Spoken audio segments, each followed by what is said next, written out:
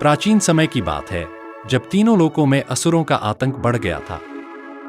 देवता, ऋषि-मुनि और मानव सभी असुरों के अत्याचारों से त्रस्त थे। इस स्थिति में सभी देवता और ऋषि एकत्र होकर भगवान शिव के पास कैलाश पर्वत पहुंचे और उनकी स्तुति करते हुए उनसे सहायता की प्रार्थना की। भगवान शिव, जो सदैव भक्तों की रक्षा करते हैं, सभी देवताओं की व्यथा सुनकर गहन चिंतन में डूब गए। शिवजी का मौन और स्थिरता देखकर सभी देवता और ऋषि आश्चर्यचकित थे। तभी कुछ अद्भुत हुआ। शिवजी के मस्तक पर स्थित उनका तीसरा नेत्र धीरे धीरे खुलने लगा।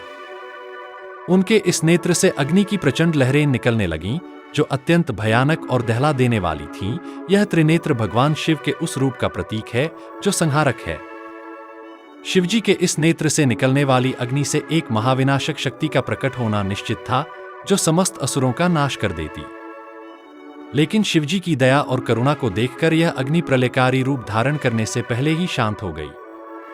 इस घटना के पश्चात भगवान शिव ने देवताओं को आश्वासन दिया कि वे शीघ्र ही असुरों का संहार करेंगे, लेकिन यह कार्य उनके द्वारा नहीं, बल्कि उनके तेजस्वी पुत्र कार्तिकेय के द्वारा होगा। तब शिवजी ने पार्वती देवी से एक नए पुत्र को जन्म देने का संकल्प लिया।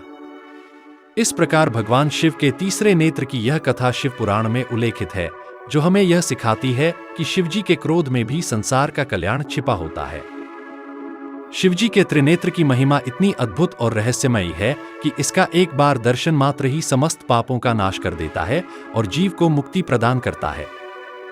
त्रिनेत्रधारी भगवान शिव की इस रहस्यमयी लीला का वर्णन करना संभव नहीं है, क्योंकि वे स्वयं रहस्य स्वरूप हैं।